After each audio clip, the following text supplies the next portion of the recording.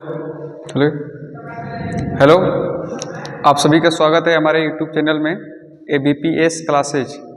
इसमें हमने आपसे कहा था कि जितने विद्युत धारा जो चैप्टर है इसके टॉपिक वाइज हम लोग कवर करेंगे और इसमें हमने कई सारे टॉपिक खत्म कर दिए हैं। इससे पहले हम लोग पढ़े थे अनुमान वेग।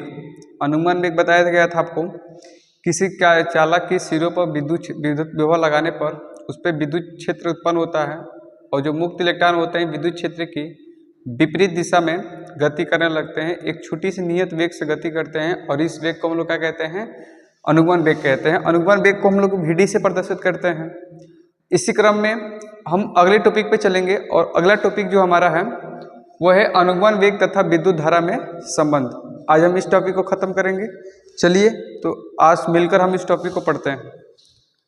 आइए देखते हैं अनुगमन वेग तथा विद्युत धारा में संबंध। हमारे पास एक विद्युत चालक है, योग्य विद्युत चालक है जिसका परिच्छेद क्षेत्रफल कैपिटल A है। विद्युत चालक जिसका परिच्छेद क्षेत्रफल कैपिटल A और इस चालक की जो लंबाई है वो कितना है, स्मॉल l है। इसके सिरों पर हम क्या करते हैं, एक बैटरी से एक विभव लगाते हैं, V वोल्ट का विभव लगाते हैं। ये बैटरी है और यहाँ से हम क्या करते हैं, इसके चालक के सिरों पर V वोल्ट का विद्युत विभव लगाते हैं तो चालक में धारा प्रवाहित होने लगती है। और यहाँ पर क्या होगा, जैसे ही विद्युत धारा आएगा तो यहाँ पर एक विद्युत क्षेत्र काम करेगा कैपिटल E।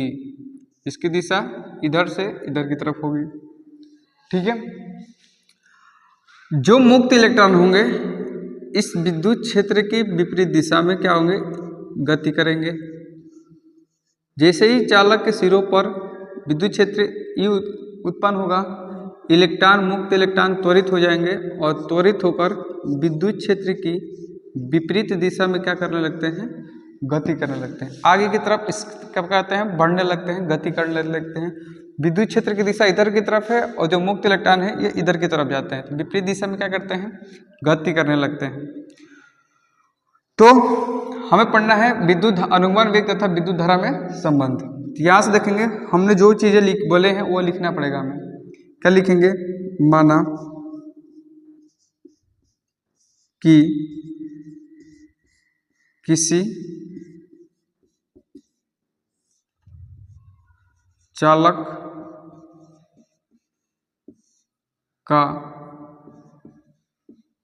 परिच्छेद क्षेत्रफल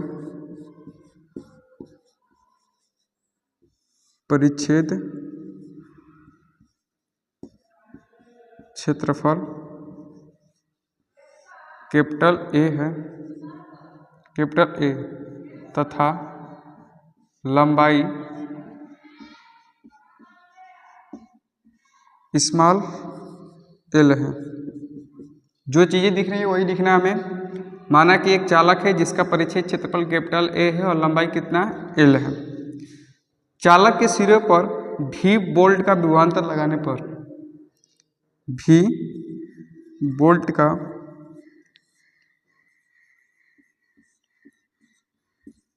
विभवांतर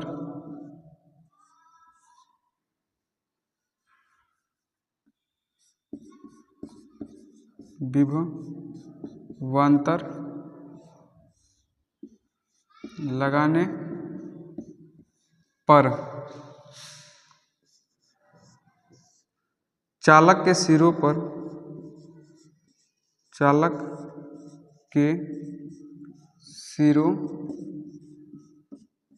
पर विद्युत क्षेत्र E उत्पन्न होता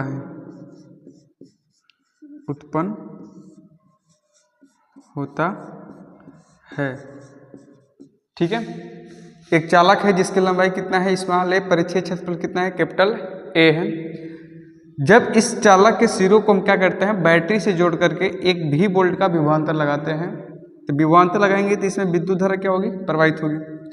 विद्युत धारा प्रवाहित होती है तो इसके जैसे ही चालक के सिरों पर आएगा तो एक विद्युत क्षेत्र उत्पन्न हो लगेगा। विद्युत क्षेत्र की तीव्रता कितनी है, E। जैसे ही विद्युत क्षेत्र की तीव्रता E उत्पन्न होगी तो जो मुक्त इलेक्ट्रॉन होंगे चालक के, इसके विपरीत दिशा में क्या करने लगेंगे, गति करने लगेंगे, त्वरित हो जाएंगे। इस विद्युत क्षेत्र की तीव्रता के कारण इलेक्ट्रॉन क्या होंगे, त्वरित होंगे, और त्वरित होकर के एक निश्चित वेग से विद्युत क्षेत्र की विपरीत दिशा में गति करने लगते हैं। तो विद्युत क्षेत्र E उत्पन्न होता है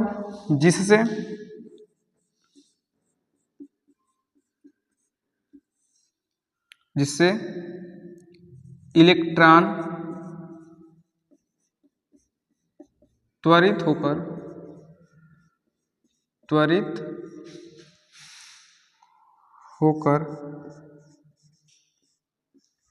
क्षेत्र की विपरीत दिशा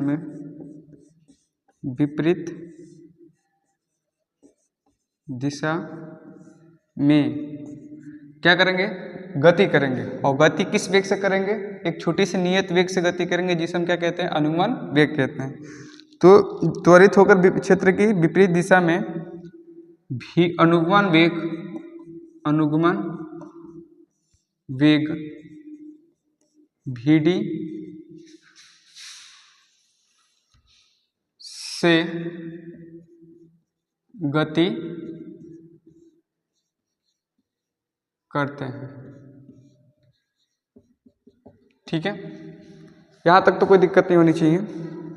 जब एक चालक है, इसकी लंबाई a है, परिच्छेद क्षेत्रफल a है, इसकी लंबाई l है, इसमें b बल का विभव लगाते हैं तो विद्युत क्षेत्र की तीव्रता यहाँ पे उत्पन्न होगी। जैसे विद्युत क्षेत्र की तीव्रता उत्पन्न होगी तो मुक्त इलेक्ट्रॉनों पर एक बल आरोपित होगा और उस बल के कारण इलेक्ट्रॉन त्वरित होंगे और विपरीत दिशा में क्या होंगे, अनुगमन वेग से आगे की तरफ बढ़ेंगे। अब हम यहाँ से देखेंगे, आगे की तरफ बढ़ते हैं। यदि मान लेते हैं t समय पश्चात, जैसे ही विभव लगाएंगे तो उस समय 0 होगा, लेकिन कुछ समय धीरे धीरे टाइम बढ़ेगा तो कुछ समय तो लगेगा ही। तो हम देखते हैं t समय पश्चात, t समय पश्चात चालक में प्रवाहित धारा,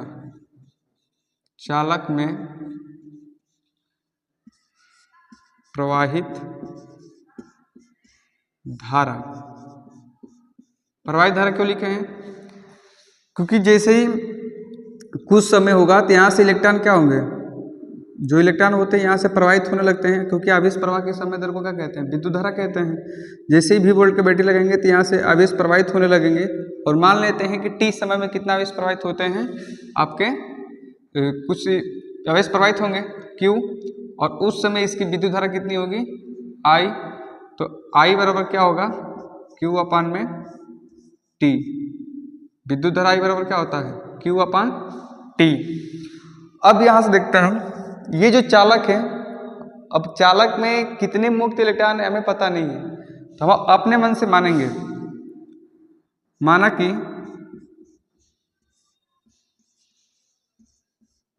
चालक के प्रति एकांक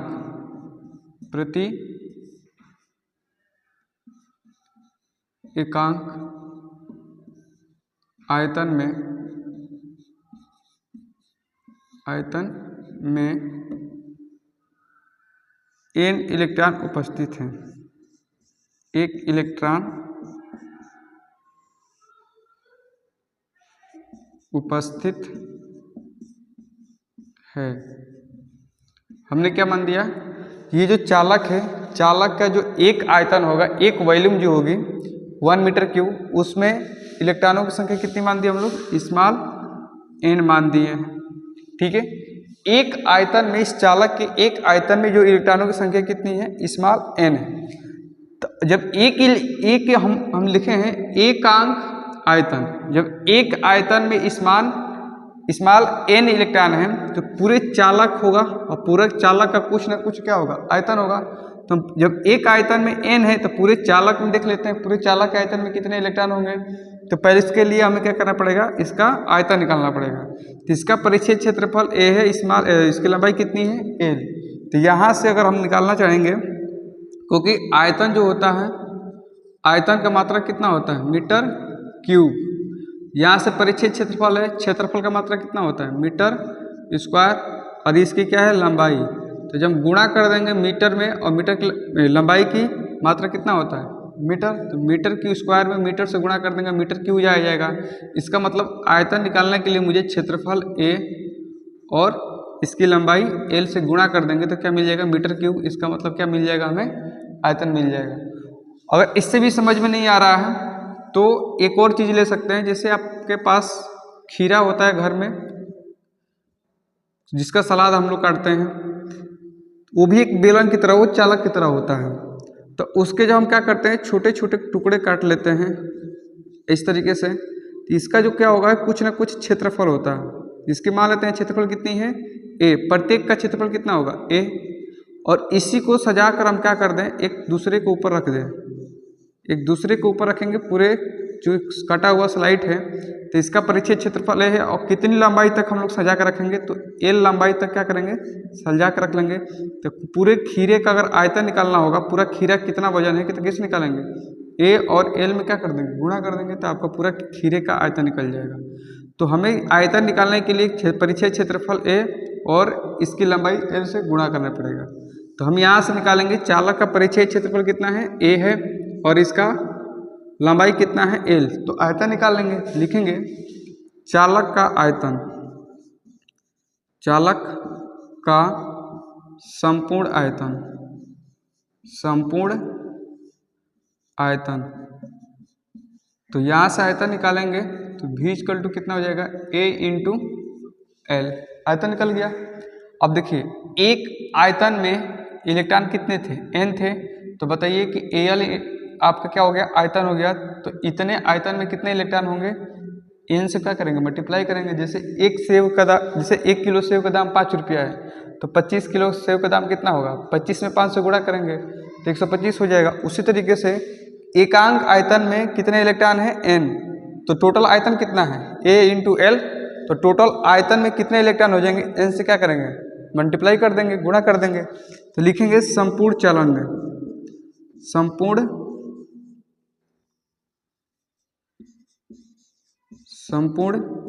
चालक में उपस्थित इलेक्ट्रॉन, उपस्थित इलेक्ट्रॉनों की संख्या,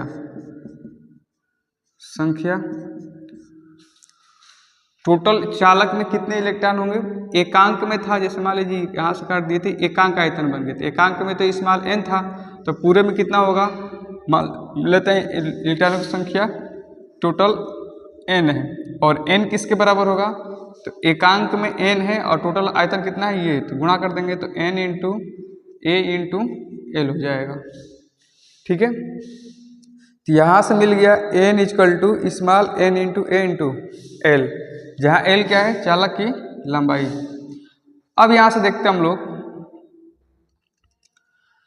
कि आवेश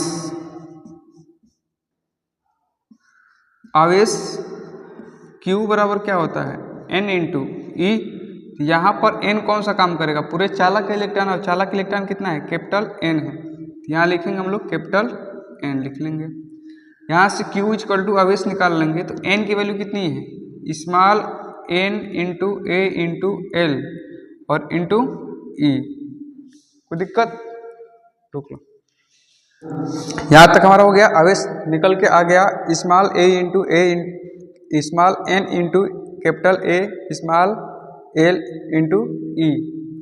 अब देखते हैं, जो इलेक्ट्रॉन है, अगर t समय में विद्युत धारा प्रवाहित हुआ है, तो आवेश यहाँ से यहाँ तक गए हैं, तो उतने ही समय में इलेक्ट्रॉन आगे की तरफ क्या होंगे, प्रवाहित होंगे। जब प्रवाहित होंगे, कुछ ना कुछ दूरी तय करेंगे, और दूरी किसके बराबर होगा, तो दूरी चालक के लंबाई के बराबर होगा, क्योंकि यहाँ से यहाँ तक क्या होंगे, आवेश प्रवाहित होंगे। तो यहाँ से यहाँ तक की दूरी कितनी है, L। दूरी कितनी हो गई, यहाँ से यहाँ तक L। तो यहाँ से दूरी निकालेंगे, t समय में इलेक्ट्रॉन कितनी दूरी तय करेंगे, मुक्त इलेक्ट्रॉन t समय में कितनी दूरी क्या करेंगे, तय करेंगे। तो लिखेंगे t समय में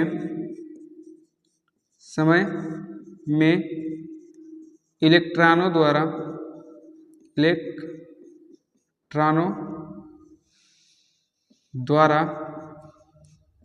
तय की गई